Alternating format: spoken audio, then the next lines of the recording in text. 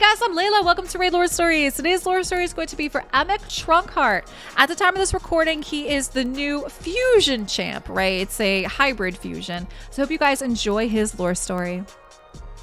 Emic Trunkheart does not know where he came from, nor does he understand the meaning of life and the world beyond his overpowering drive to serve and protect the Mistwood. Sylvan Watchers have yet to successfully communicate with this lone sentinel, though they sense him through the rhythm. Trunkheart follows a different tune. Some speculate that he is a manifestation of the corrupted rhythm, twined with the virtuous souls of fallen warriors. There is only one who claims to know the absolute truth, the elven minstrel, Lila Stringpicker. She tells Emic's story to the Sylvan from the smallest treetop villages to the grand halls of Nerissa. The tale begins when the Sylvan lords ordered a counterattack on the corrupted Sylvan and demon spawn that had infested the Mistwood, after the corruption had driven the Sylvan from their sacred heart tree. Many years had passed since the establishment of Nerissa, but the Sylvan still mourned their lost woods and abandoned homes. An army was sent to reclaim the remains of the ancient tree heart and surrounding woodland, and to purge the evil from its long-reaching roots.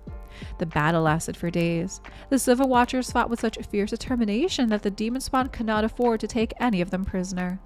In their desperate defense, the demon spawn scorched swaths of land and thousands of Sylvan were incinerated in the flames. Despite the Sylvan warriors' greatest efforts to cleanse the heart tree, the darkness that poisoned the land was unshakable. The warriors succeeded only in slowing the corruption spread before demon spawn butchered so many the remnants of the army were forced to retreat.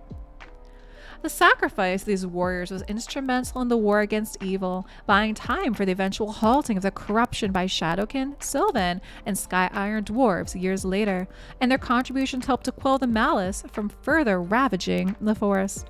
None could retrieve their bodies to honor them, however. Their blood soaked the earth and their flesh fed the heart tree's roots, and in time, their lives faded into stories of noble heroes told to children under starlight.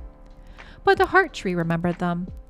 Though the hatred and darkness of evil was so deeply entrenched that the tree was to be forever scarred by its corruption, those warrior songs yet echoed in the roots. Through the rhythm, they had once been bound to the heart tree, and in death the tree had snared a fraction of their souls in its roots. They had dwelt within the heart tree for many winters, slowly growing.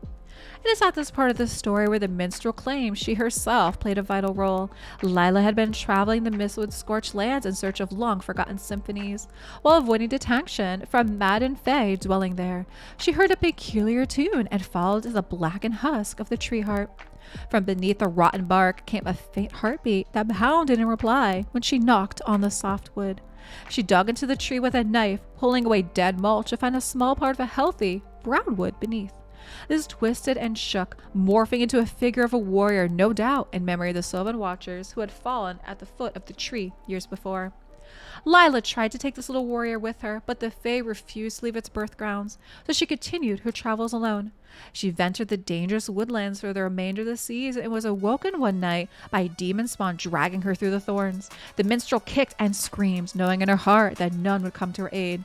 Yet something did. A creature of wood and leaf crashed against the demon spawn. It slammed the demon spawn away from Lila with its shield and hacked the demon spawn to pieces with its axe.